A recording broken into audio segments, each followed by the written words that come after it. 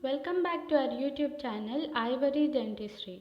So guys, I came up with the last part of Routes of Drug Administration.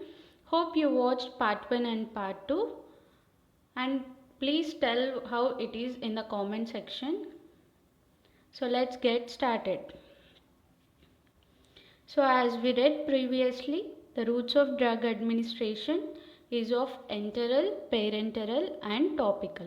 And the parenteral is subdivided into injections, inhalation, transdermal and transmucosal. So now here I am speaking about transdermal. Highly lipid soluble drugs are applied over the skin for slow and prolonged absorption. Example, nitroglycerin ointment in angina pectoris.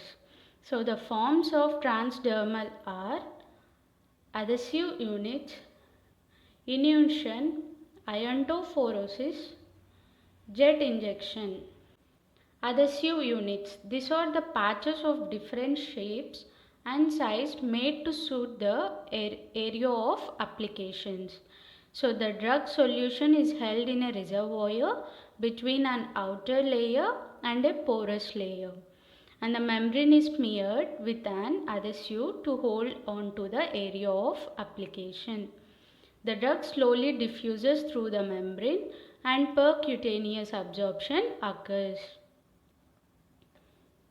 So as you see in the first picture, those are of like patches on the area of application. You see in the second picture, the drug is placed between the porous membrane and the outer layer, and it is slowly absorbed into the skin. So the rate of absorption is constant and predictable. Highly potent drugs which are of small quantity is sufficient, and short acting drugs, the effect terminates after system is removed very quickly.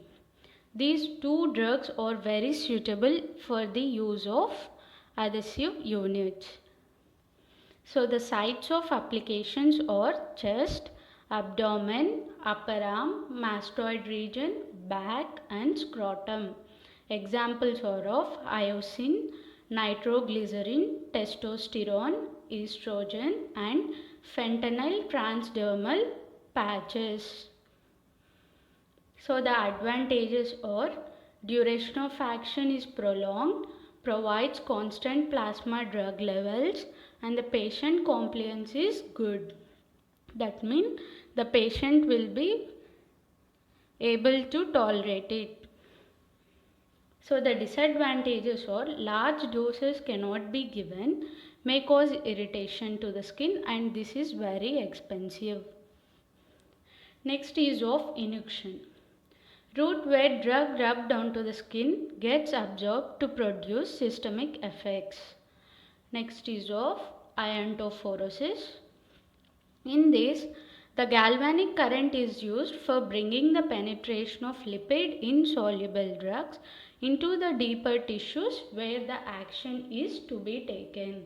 Example, salicylates. Fluoride iontophoresis is used in dental hypersensitivity.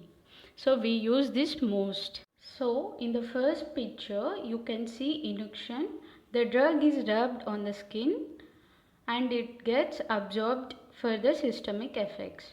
In the second picture, the galvanic current is applied so that the drug gets absorbed into the deeper tissues. So next is jet injection or dermojets. This I have explained in the previous video. Hope you watched it. As absorption of drug occurs across skin layers, this is considered as transdermal administration. Transmucosal route. Drugs are absorbed across the mucous membranes. So this includes sublingual, nasal and rectal routes. So in the first picture it is of sublingual route. The drug is placed under the tongue. In the next picture, the patient is inhaling the drug. This comes under nasal route. And in the third picture, the drug is placed into the rectum. So this is rectal route. So Sublingual. Tablet or pellet containing drug is placed under tongue. As drug dissolves, it gets absorbed across the sublingual mucosa, and the drug formulation should be lipid soluble. Example: nitroglycerin, nifedipine, buprenorphine. Advantages: rapid absorption occurs. Within minutes, the drug is absorbed into the blood. First pass metabolism is avoided. After desired effects obtained, drug can be spat out, avoiding unwanted effects. Spat out means spitting. So after the drug is completely absorbed, we can spit it out. Disadvantages or buccal ulceration occurs. Lipid insoluble drugs are not given. Nasal route. This route is used for either systemic absorption or for local effects. Example: for systemic absorption, oxytocin spray. For local effects, decongestant nasal drops. Oxymetazoline, budesonide nasal spray for allergic rhinitis, that is hay fever. Next, rectal route. Rectum has rich blood supply, so the drugs cross the rectal mucosa and absorbed for systemic effects. The drugs absorbed from upper part of rectum are carried by superior hemorrhoidal veins to the portal circulation. So the first pass metabolism occurs in the liver. Drugs absorbed from the lower part of rectum are carried by middle and inferior hemorrhoidal veins into the systemic circulation, that is blood. Example: indomethacin, chlorpromazine, diazepam, paraaldehyde, all these were given rectally. Some irritant drugs given rectally as suppositories, as they are not given orally. Advantages or gastric irritation is avoided, can be administered even by the unskilled persons. It is used in geriatric patients, patients with vomitings, and those who are unable to swallow. It is also given in unconscious patients. Advantages or irritation of rectum can occur.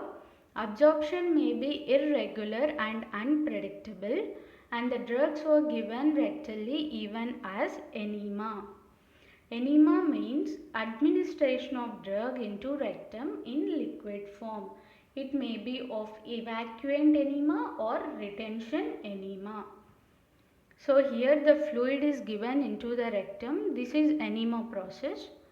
Evacuant enema. So here, to empty the bowel, 600 ml of soap water is given into rectum, and the water distends and stimulates rectum while soap lubricates. This is given prior to surgeries, obstetric procedures, and radiological examination of gut. Next, retention enema. The drug is given with about 100 ml of fluids and is retained in rectum for local action. Example: prednisolone enema in ulcerative colitis. Next is of last and final route of drug administration, that is topical. In this, the drugs are applied on skin for local action as ointment, cream, gel, powder, paste, etc. The drugs are applied on mucous membranes as in eyes and ears, and in nose as ointment sprays and drops. So here you can see in the first picture the ointment is applied on the skin, and in the second picture also.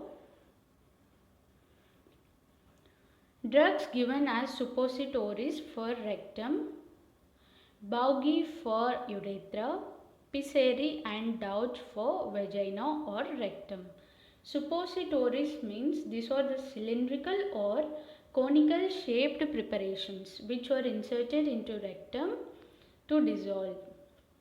Baugi is the thin cylindrical shaped drug which is of either rubber or plastic or metal. Next, Pessaries.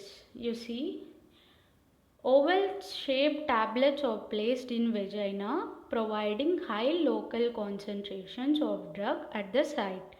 So the example is of antifungal pessaries in vaginal candidiasis. And here in the first I told pessaries and douche are used for vagina or rectum. Douche mean the instrument which is used in vaginal irrigation or rinse of vagina with the steam of water. So in the first picture you can see suppositories which are of cylindrical or conical shaped. Next, in the second picture you can see the metal baugi. Baugi I told no, they are made up of plastic or metal or rubber. These are of metal ones. And in the down picture you can see pessaries which are of oval shaped. So guys, this is part 3 of Routes of Drug Administration. So I covered all the important topics in Routes of Drug Administration. Here are some few important and frequently asked questions. Let us see. Enumerate the routes of drug administration with suitable example and write advantages and disadvantages of oral route. So this is one question, and the second is enumerate various drug administration routes with example and advantages and disadvantages of IV route. IV route means intravenous route. Mention routes of drug administration. Write in detail sublingual route. I hope you can answer this question also. Short answers. Advantages and disadvantages of oral route. 2 disadvantages of IV route. 2 drugs given by sublingual route. 2 drugs given by inhalation.